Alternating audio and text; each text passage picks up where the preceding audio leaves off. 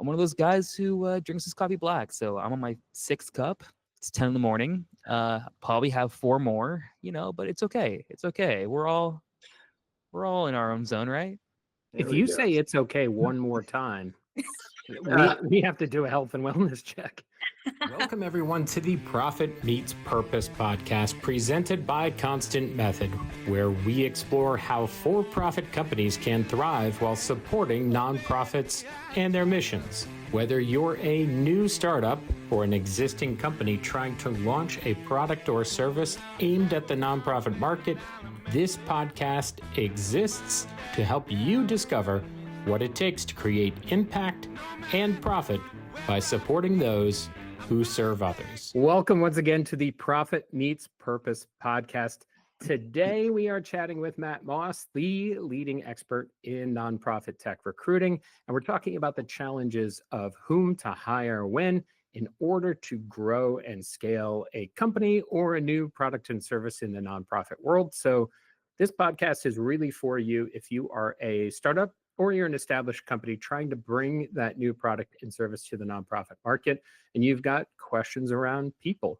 So as always, myself, Mark Cross, I spent over a decade selling to and supporting nonprofits. I've got Kevin Kramer, who's spent over 20 years in the industry working for companies like Blackbaud, Virtuous, and Omatic, helping to build and scale sales and partner teams. I have Casey Bowers, who has spent a decade in customer success and account management. She's helped nonprofits like the American Diabetes Association raise hundreds of millions of dollars. And our guest today, coffee connoisseur, CEO, and founder of Prologue, which builds itself as a tech for good recruitment firm focused on helping mission-driven companies scale with ease. So hopefully it's obvious why we have him on the podcast today. Matt, welcome. That was very flattering. Oh my God. For those who are listening to the audio version, you probably can't see it in the camera, but I am blushing, Mark Cross. Thank you so much. That's a special talent that I have. So we'll go full bore into the topic today. In our limited experience and the conversations that we have spoken to a lot of clients, specifically companies who want to solve big problems at the leadership level, and they begin by hiring a lower level or entry level employees that are more task oriented. So an entry account executive, junior CSM, et cetera. And there is no direct report in that competency, no leadership that is there who is specifically designed to oversee and manage that department. We also see the flip side of that coin, which is executives who want to hire a VP or a director. And there are questions outstanding about who is going to do the actual work of sales, customer success, marketing, et cetera. So Matt, as our guest, I'll throw out the first biggest question to you, looking for some validation. Is this a real problem? Are we crazy? Does this happen? Yeah, it does happen. It happens quite a bit, actually. I think it would definitely depend on the org size, for starters. Whether you're a seed stage startup or, going through Series C, your VP of sales or, the direct leader, whether it's a director through senior VP, they need to be in the trenches. They need to have that firm grasp on kind of who is kind of selling the product, right? And now I'm not saying they have to be kind of ground for selling per se, but I'd argue it's deeply important for them to be setting the culture and impact and kind of leading by example through co-selling, through just different channels, right? And throughout my career, I've had the opportunity to see so many different types of fall throughs happen at startups when they hire folks to kind of just lead the blind, lead entry-level SDRs, but kind of refuse to give them the leadership that's needed or kind of the guidance. I think nonprofit tech is a very unique example of that. Especially in our ecosystem, one needs to know the difference in selling software to a nonprofit, having that empathy, having that skill set. It's not HR tech, right? It's not like a different vertical where it's more general transactional B2B sales. you need to have that specific, unique skill set of understanding the empathy, understanding the overall, due course, and Well, shots having this. fired HR software, first of all. Well, shit, If yes. you've made your way to this podcast, apologies, but I'll interrupt and ask Casey because Casey, I know firsthand you've been in that scenario. Can you describe from the person in that role who is doing that task level work without a direct supervisor in that core competency? So I'm going to start with the fact that it can depend on the person, their level experience. But this analogy, I think, also helps too when it comes to like having a task oriented role without a direct supervisor. I'm a big foodie, so you all might relate to this too if you have a passion for food. But think of that as being a chef in a kitchen without a head chef. You might have all the right ingredients. If you have the experience in your industry, so like if you have the experience in nonprofit tech, you might have all the ingredients. You might even have the recipes to be able to build out and create the food that you want to. And that needs to be done, right? You want to feed people, but there's no one guiding the order of operations in the kitchen. There are several people that are involved in a kitchen to help support a customer. So we're talking about sales, we're talking about customer success, we're talking about product. So you need to be able to have someone who can create that order of operations. You want to be able to taste test along the way, make sure things are working. You got to test it out. You want to try some, you want to make sure it's working. And then you need to also have somebody in the leadership role that can help step in if things start to burn. We all know things are not perfect. So if something's on fire, we might need a head chef to come in and put that fire out. So I say all that because it really does require someone to have that self-discipline, that prioritization, that strong sense of direction to ensure everything comes out smoothly. And that's why it is beneficial to have a direct supervisor. And so when I started at an early stage startup company as the task-oriented role and customer success, I didn't have someone to help me with that order of operations and make sure that things were going smoothly along the way. So it gets chaotic. Yeah, I mean, and imagine reporting to someone who has had, say, 6 coffees before 10 a.m. Imagine what the chaos of that would be like. Matt, I'll throw it back to you because Casey just outlined that scenario of, I'm a person who's brought in without that direct supervisor. You mentioned at a startup, we need to have somebody who is a leader but willing to be in the trenches. I think I cut you off before you talked about the other type of company there, which could be, say we're a company that has hundreds of employees, and does that change if you're not a startup?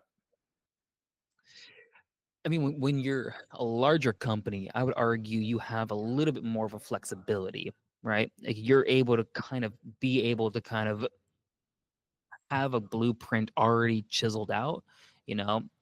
The bigger the company, the bigger chance there is somebody has already done that pathway before.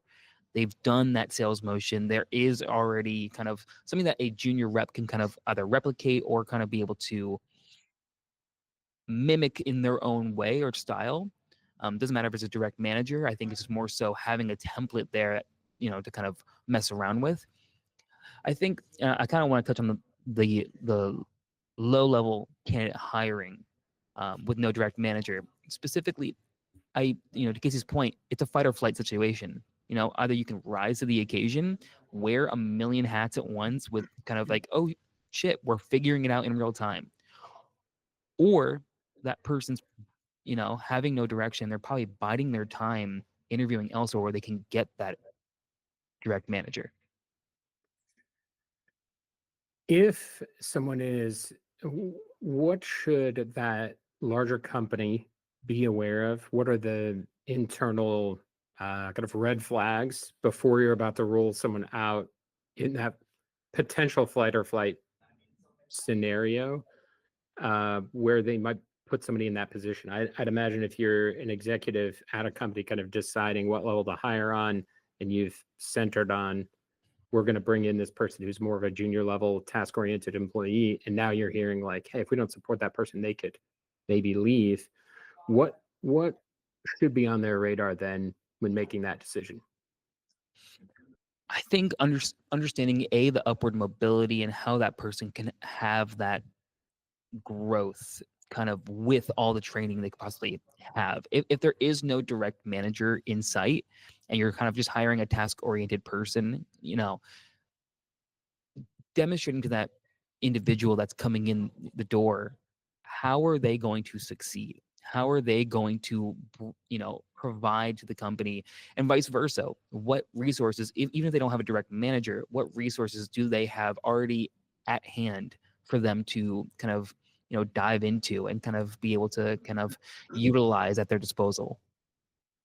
And so, Kevin, I have to imagine with all of your experience, you've been in that position as Matt is outlining that. In my head, I'm thinking through someone who in a larger company, they want to stand up a new product or service and they're going to hire somebody who's more junior. And then someone raises the red flag of like, hey, we need to make sure that we do have someone who can manage this person and train them and bring them up. I have to imagine you've come across leaders who have said, like, I have a sales background. I can manage them as a salesperson. I used to do marketing. I can manage them in that marketing capacity.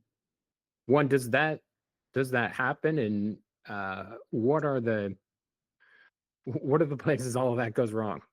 Yes, it happens. And I think there's I don't know, there's probably the situation where people do have experience with the role.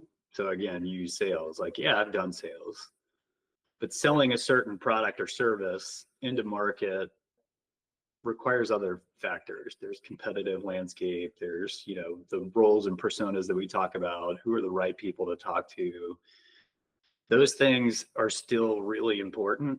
Even if I've done sales, if I haven't done sales in that environment, makes it really hard for me to coach that person. They're still a little bit out on their own.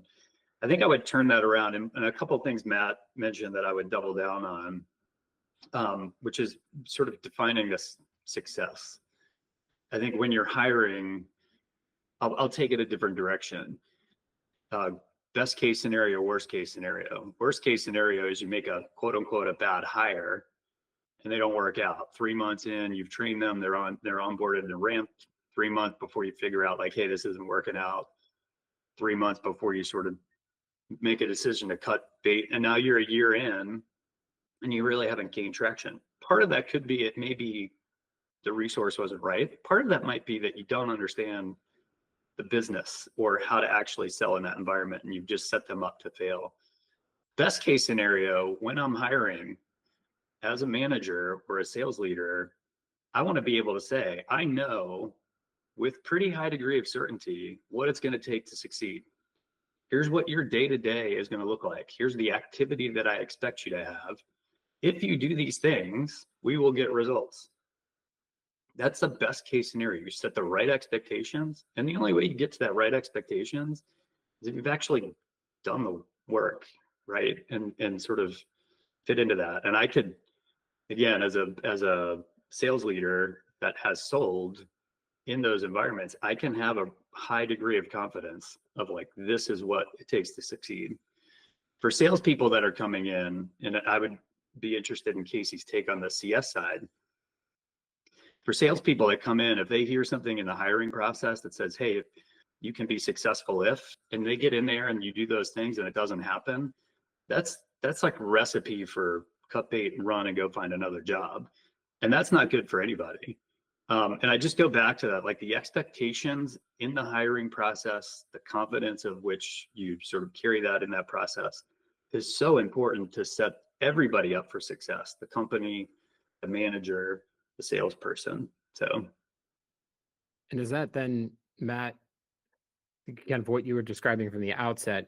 It sounds like you're talking about like the player coach, classic player coach scenario.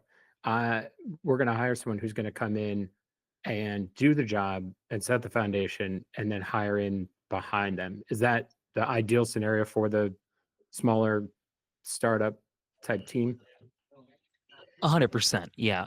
For most early stage companies that we've worked with, or just throughout my career that I've worked with, I think when they're hiring that foundational person, whether it's an AE or somebody in customer success, they're really building out the entire go-to-market strategy with the C-level execs, laying the ground floor from the get-go, and then bringing people in who kind of have either a like-mindedness to it, or they can see themselves being able to ramp fast enough. Now, when doing that, a lot of folks tend to hire somebody directly from the space to do it. I've seen startups in the past where they hire somebody, the first foundational salesperson who's going to be leading the charge does not come from the space, and that leads to 6 months worth of ramp. That When leads you say to from the space, are you talking about nonprofits or sales or both both? nonprofit tech, selling into nonprofit tech. And the other question I would have for the whole group is that if that's the strategy in this scenario, it's like we're going to hire someone who's that player coach and have them move up. The question for everyone is that is that a recipe for failure? Is there a world in which maybe, I don't mean, I'm not going to claim anyone's doing it maliciously, but are we setting people up for failure in the fact that, like, can this person really like move up and do both of those? Or is it one of those scenarios where they're going to get great at being a salesperson and eventually we're going to bring a leader in above them? Or, well, they never really cut it as a salesperson, so how can we trust them to be a leader? I'll jump in on that. I mean, there's another element of this, which is the leadership's expectations of this person. If they're bringing them in under the context of, hey, we want you to be the person to sort of build this out, but the reality is they just want a salesperson to churn units and just do that job, it's going to make it very difficult for that to ever scale. If the reality is like, hey, we're bringing you in so you could build out the team, the process, and those types of things, that's more than just selling units. That's learning, that's doing research, that's doing competitive intelligence, that's taking time to build out processes, that's taking time to test and fail and learn and iterate. And if the leadership doesn't lean into that and understand that, our goals might be to sell 1,000 units in the first week, and if you don't do that, bad things are going to happen. If the reality is like, hey, we have a number, we need to get there, we know it's going to be a learning process, and we're going to give you some tolerance to like figure that out. That's so much more of a healthy environment to do those things for the sake of growth. And so I think there's another piece in there to your question mark of whether or not we're setting them up for failure.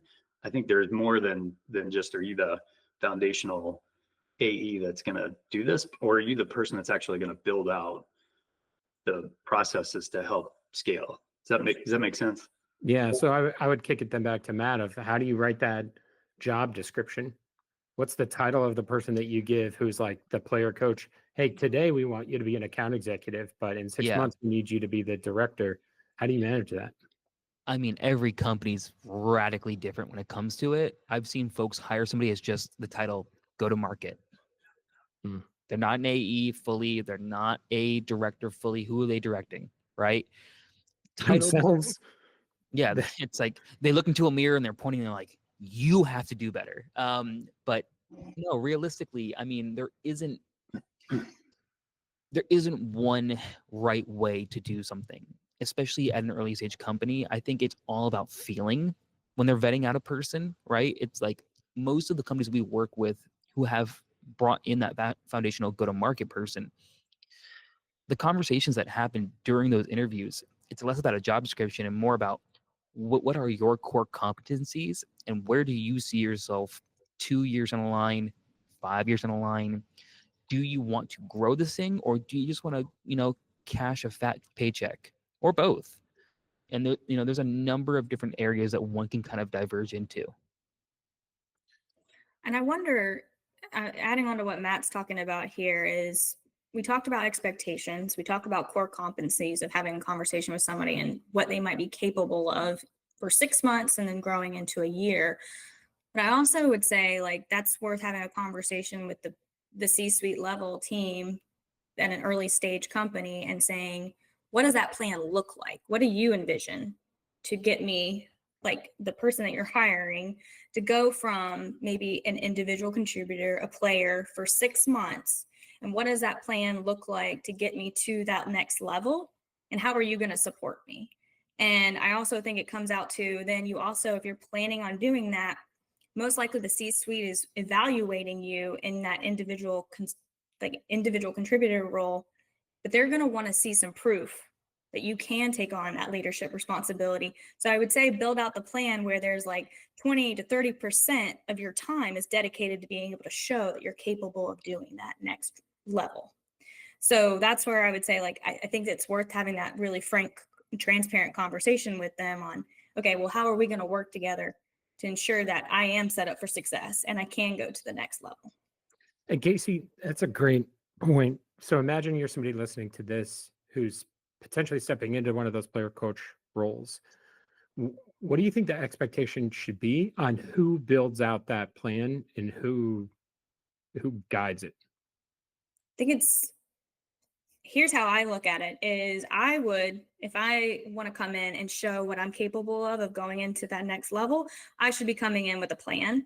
But I also think that the organization that's hiring you should have kind of an outline of what their plan looks like. And then you two come together and then you review and figure out where's the overlap and where are the gaps. That's where I think it's both parties' responsibilities there. That's my thought. Kevin has a look on his face that I'm going to call out the same way thing. off here or what? What, Kevin? Did I? No, I'm fully on board. I'm just going through scenarios in my head where I'm seeing it like play out. If I could describe that face, Kevin, it looked like this is great content for a podcast, but in reality, here's what would actually happen. Go ahead, Matt. No. Typically, to Casey's point, when it comes to chiseling out what expectations are, 9 out of 10 times, like a final interview tends to be somebody presenting their yearly plan, their 90-day plan, their 6-month plan, and their yearly plan on how they're going to execute what a go-to-market strategy really is on penetrating the marketplace. And is it going to be surefire? No, but it's both parties collaborating before an offer is even extended. So expectations are chiseled out from the get-go of like, are you here to do what you're saying that are you here to do what you said you're going to do? Or are we just kind of figuring shit out in real time to a point where it's a big question mark? And both can coexist, right? But it all kind of depends on kind of how upfront both parties are, C-suite and the leadership candidate is from the get-go. Kevin, now's not the time to hold back. What is it? More facial expressions? No, I would love to get your. Yeah, I think the presentations in a interview process are important because you get a couple of things. You get some perspective on how they think about solving problems, which is probably the biggest thing. Would I expect them to have the right answers if they've never actually lived life inside our walls? Probably not. But are they thinking about the problem solving piece of it in the right way? Critically important. I think the piece to that is, even if I'm presenting on this challenge, the reality is once I get into the role, there's going to be learning. There's going to be the need to pivot. And I would echo what Casey mentioned with collaboration, 100%. If that collaboration is not there, you end up with, friction that's probably unnecessary. And I'll give an example where this came up with one of the companies I worked for. And my first year was not a full year. And so like we didn't have a lot of data. We got to the point for doing annual planning. And the sort of goal was, hey, go write territory plans because we're going to hire AEs. Well, we didn't have enough information to actually do that correctly. And what the short story is, we ended up collaborating with a very non-traditional model because we had a problem at hand that required us to sort of pivot. We had shared quotas with a senior and a junior rep. Very odd for the time, but what it allowed us to do is get another year under our belt, approach the market in a way with the problems and challenges that we knew, and we could address those. And then the next year, we now had a year and a half worth of really solid data that said, okay, if we were going to cut territories for individuals, we could do that. I bring that up because that was a collaborative effort. For me to go and say, hey, this is the only way we're going to do it, it probably would not have worked. For me to go and collaborate with the leadership and say, hey, here's an idea, let's really vet this out. They were bought in, I was bought in, and I had support to go take it to the team. That was critically important to sort of accomplish that, if you will. So, And yeah, I think that brings up another topic as well. There's a great book, shout out if anyone has read it, called Range by David Epstein, who talks about the difference between specialists and generalists just across everything we do in life. Because what you're outlining there, Kevin, is someone who, like, the people involved in that process have to be able to think creatively about how to structure something like that. However, I would argue that if I'm hiring a VP or someone who's going to become a VP, there might be a chance, or there's probably a pretty good chance, that that person has a lot of experience within one lane and doing things one way. Can you talk about the advantages, pros and cons of, like, I'm going to bring in someone who I just think is smart and maybe knows the nonprofit market, but doesn't know how to do all of this, just so they can think creatively about how to solve these problems, versus somebody who has done it. You know, I've done it 5 times at 5 different companies.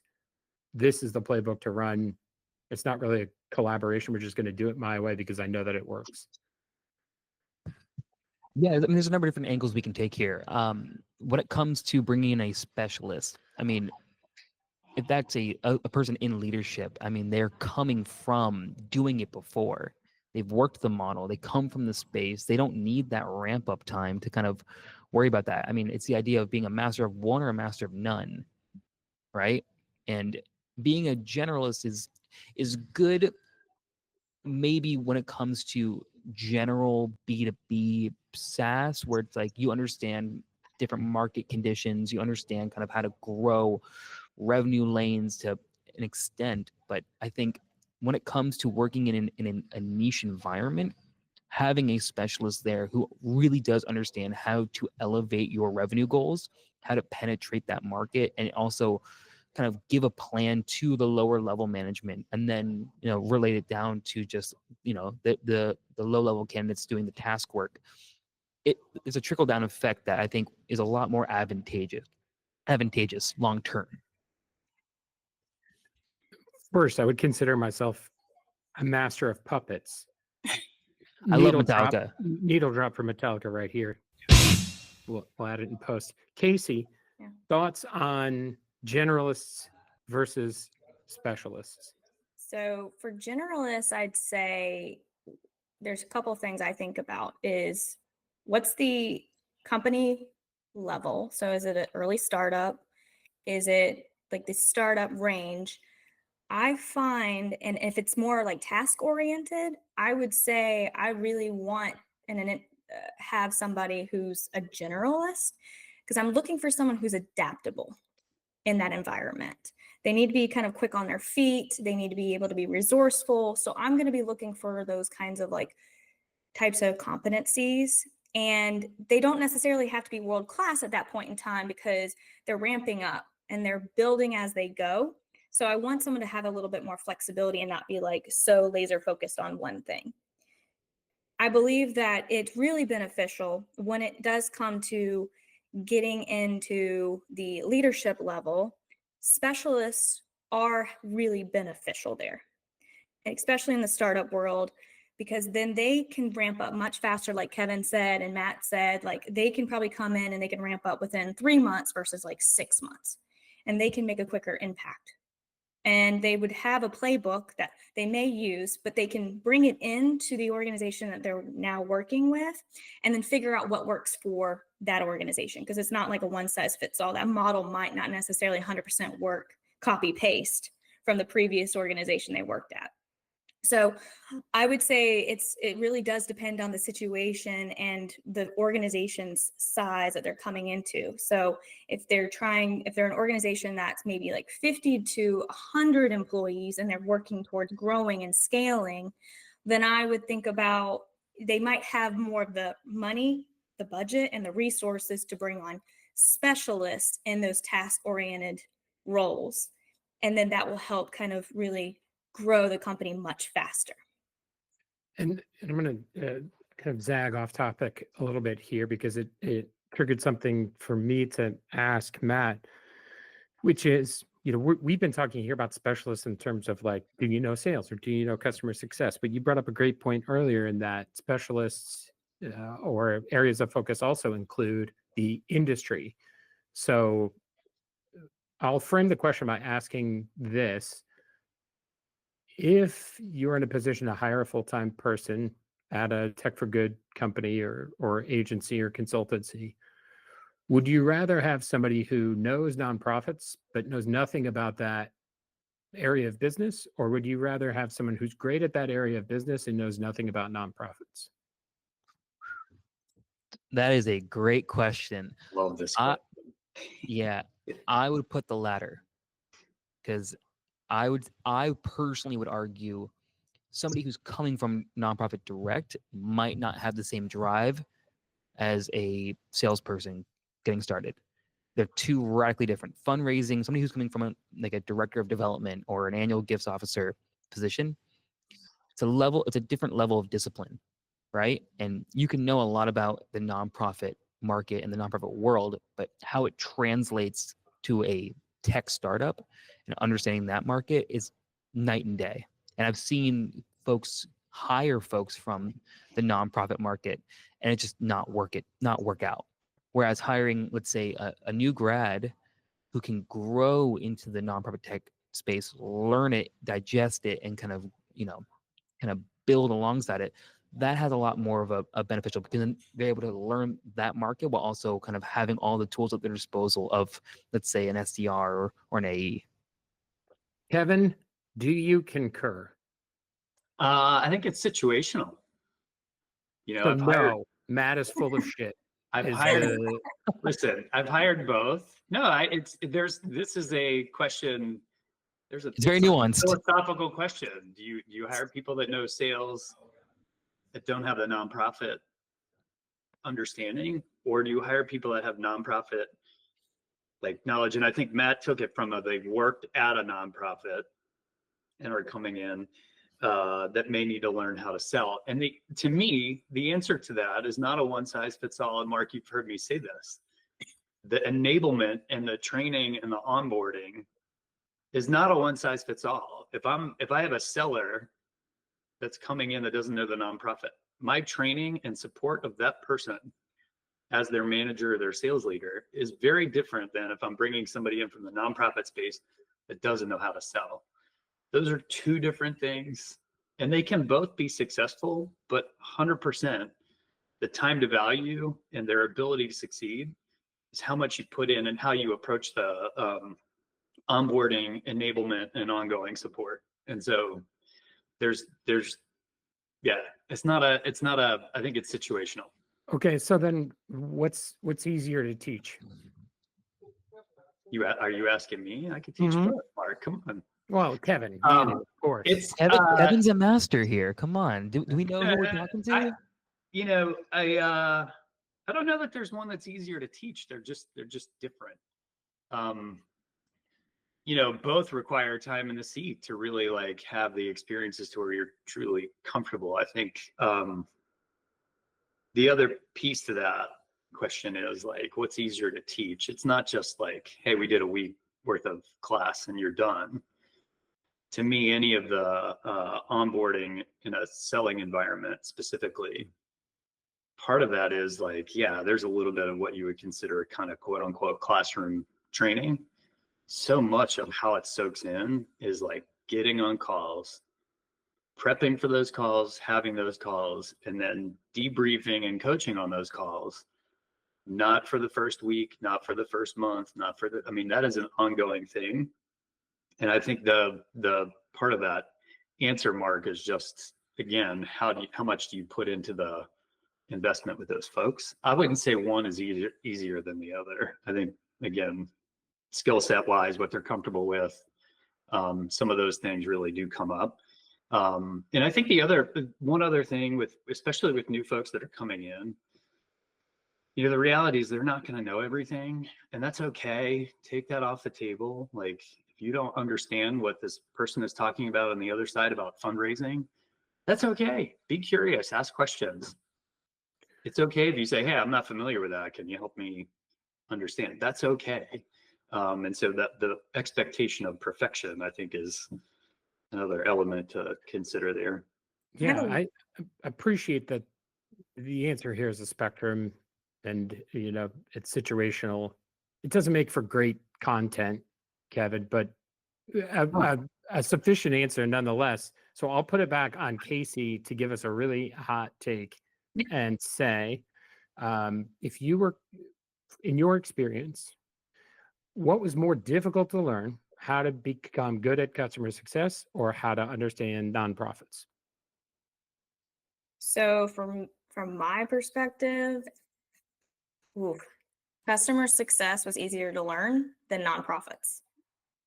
Nonprofits, and I'm still learning. I mean, I'm always going to be learning about customer success. It's always evolving practice.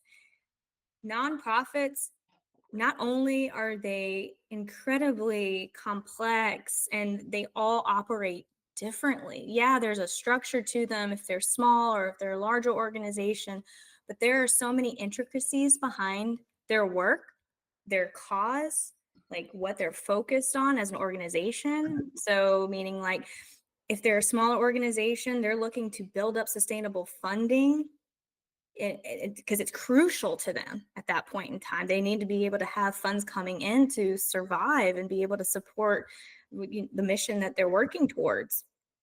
And then larger organizations might have more of a focus on innovative ways to diversify revenue streams because they're starting to see, where some revenue streams are just not performing as well as others because it's a practice that's evolving. And so they have different needs there. So that's what I would say is it was easier for me to learn customer success than it was nonprofits. I would agree with you, but then that brings up a problem here. So I'll kick it over to Matt to wrestle with this fundamental kind of catch-22 that we have here. Because I just heard you say, if given all things being equal, we would hire somebody in that competency of business. We just heard from Casey that learning the nonprofit world is harder. I think both of those things can be true, but how does a company then wrestle with that? If we assume both of those things are true, how do you reconcile that? Yeah, and I think going back to Kevin's point, it is very situational at the end of the day. One success in the ecosystem it's going to be it's going to come down to just their drive and their appetite for learning, right? And kind of since the nonprofit market is as complex as it is, it does take a unique skill set to kind of obtain and retain and kind of be able to really sink your teeth into it. As Casey mentioned, she's still learning nonstop, right? I've been doing it a hot minute as well. And I am constantly learning on both the tech side and the nonprofit side. And finding that intersection, it is a unique sweet spot. And I mean, it takes time. There's no doubt about that. I think somebody that comes from a nonprofit does have that understanding and skill set of kind of being able to kind of facilitate kind of what their direct needs are and kind of translating that into a sales mentality and mindset could be very, very helpful. But I'm more so going on a little tangent here, so please bring me back to the center. I'm not going to stop you. You're rolling. Go for it. No. I'm good. No. Well, can I jump in with a comment though, Mark? Please do. As we're talking about like staffing and the right team and so forth, one of the roles that I think is critically important to being able to support a team to scale, especially when you have more junior folks on, say, the AE or the account management or the BDRs or insert whatever labels, your sellers, is having a team or at least a resource that is more the sales enablement. Critical role. You could have sales talent that can run a sales process that, whatever percent, 70% of their time is just outreach, contact, doing the things, right? When and if they get on a call with an executive director and it's, over their head in terms of the fundraising or whatever it might be, having a resource that you could bring in that understands that executive director's context and everything else that can help with discovery and help with those things is so important to help a team scale. And I just wouldn't discount, as you're thinking about how to support a team, you could bring in a bunch of sellers that don't know the industry with the right resource on the enablement side that can help your team go further faster. So critical role to think about. And I mean, there's also a world in which you could hire all of those people at the same time, right? I mean, given Sure. Unlimited resources here, we can hire a VP of sales, we could hire an account executive, and we could hire sales enablement and a Sure. nonprofit training resource. Matt, to kind of help us through thinking through for anybody who's listening, the conversation around like what's next, how then what's the framework they should take for approaching that question of who do we hire first as a full-time resource? How many of these people do we hire? Or to Kevin's point, when do we consider bringing in fractional support, either in terms of fractional employees or people to help us kind of level up our skills in different areas? I think it's a great question. I think it really does come down to budget. Can they hire a full-time person? Can they hire a team? Or do they want an expert in that area to come in and on the fractional side, not have too much skin in the game, but be able to kind of implement what the best practices are and aid on that supporting side? It comes down to kind of just the budget and kind of where they are as a business. I've seen companies do both, right? To where they can't really afford to hire a full-time, sales manager or an enablement person, and they bring in fractional help to help when it comes to just navigating the marketplace. I mean, I know of 4 early stage startups right now who have done very similar things in the last 6 months. This is one of those topics I feel like we could go for probably another hour and have a ton of content. But I will kind of try to land the plane here and say then if people are listening and they think now might be the time to hire, how do they reach you? How do they get in touch with Prologue? What should they do next? Yeah, so there's a very secret WhatsApp number I can send them. No, yeah. Yeah, you can just find us on LinkedIn, Prologue, as well as our website's prologuerecruit.org. I'm posting content nonstop, and I apologize to all the followers I have on there. It is Don't influencer apologize. culture. Oh, don't stop. Keep going. yeah, but yeah, we help companies of all sizes in this ecosystem, in the tech for good space, hire go-to-market talent, product engineering. Been doing it for quite some time, and we're down to help on any level. I will drop a link to Matt's LinkedIn in the show notes, as well as the website prologuerecruit.org for anyone who is hearing all of this and thinking that their situation is so overwhelming, there's no way they could possibly hire everyone to help in this area, and they might need some assistance in figuring out what to do from a fractional help or consultancy standpoint. You can also certainly reach out to us. Website in the show notes, constantmethod.com. I'll put in Kevin and Casey and my LinkedIn bios as well, so you can check us out. Before we go, we'll go around the virtual room here and give here's what not to do under any circumstance, given the following scenario, because I know Kevin's going to say it's situational. Wow, everything is different. And every organization and company is a snowflake, unique to their own world. So I'll give you a scenario and then give me don't do this under any circumstance. Say we are a startup, 5 to 10 employees. We have technology that's servicing the nonprofit market. we've found some product market fit. Maybe we have a few customers, we've got funding, or we're cash flow positive, and we don't have anyone right now in sales or customer success. And so we're looking to hire someone who's going to come in and be a player coach. We're going to hire 2 people, a player coach in sales and a player coach in customer success at a level to do it on the front lines, and then build the processes behind them and hire a team underneath them. So I'll start with Kevin, and give me the, whatever you do, don't do. I'm still reeling on like the situation. Like that's a long, Should we come? long. That was long. I So tried you to be. basically- That question is a of it. fable. You me just read told a that. fable, and you're asking us to give you like a I could 5 come word up with response. a company name. I could throw out some branding. We I could. mean, it was just, anyway, Mark. So the situation is, we've proven out that our product has some teeth to it. We need to hire player coach in sales, player coach in CS. What not to do? Yeah. If you Yeah. only had, you're at a bar and you're like, well, hey, I'm going to go inside, but before I leave, don't do this. Yeah. I mean, I would say don't have unrealistic expectations out of the gate.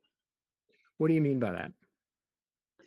I think it goes back to what if you're hiring them to be a player coach and figure out process and how to scale, if your expectation is that they're 100% just a seller, you're not going to get all of the other stuff, at least at the pace that you probably need to. So I've seen this, where the expectations are just unrealistic and they're not giving the bandwidth to do some of the other things. And I think that's critically important as you're trying to scale a business. Casey, what's the don't do this under any circumstance? Don't hire somebody who is not willing to be adaptable and collaborative. If they come across and they say, this is my way or the highway, and this is the right playbook, and this is what you need to do, run, go the opposite direction. Matt? It's kind of a mix of both those answers that Kevin and Casey just said, but don't set unrealistic ramp. I mean, do not hire somebody and say, sell $400,000 worth of quota by 2 months from now in 60 days, because then you're SOL. There's just it's just not realistic. Candidates need to And learn just the for those product. listening at home, what's SOL? Stuck out of luck. They There gotta- we go. Yeah. Simply Yes. out of luck. Simply out of luck.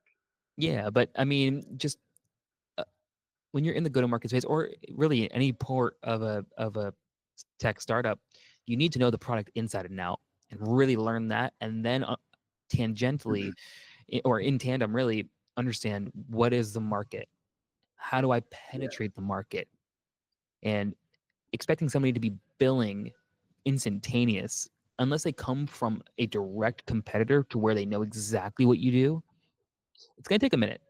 Doesn't matter if they're experienced or not. Yeah. And can I add on to that just really quick from the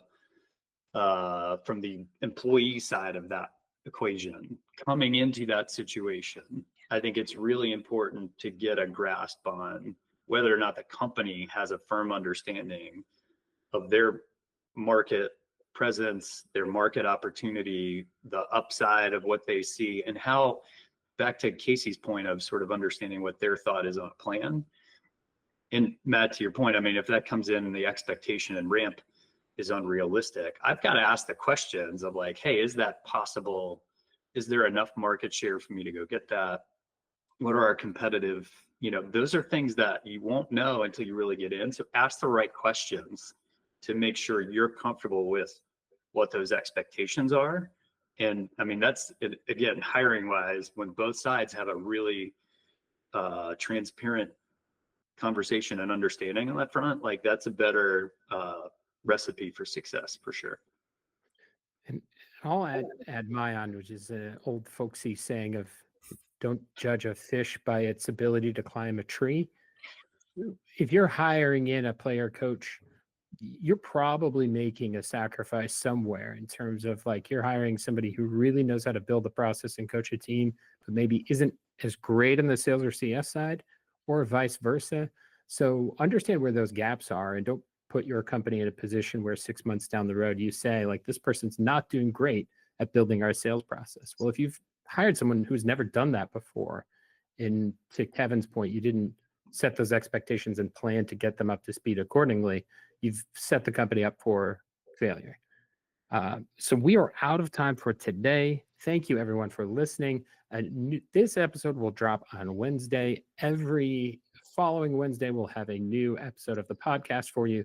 Kevin is asking me to plug his LinkedIn. Go there and tell him what episodes and topics you would like to hear. You can visit us at constantmethod.com. But until next time, thank you, Matt. Thank you, Kevin and Casey, as always. Appreciate it.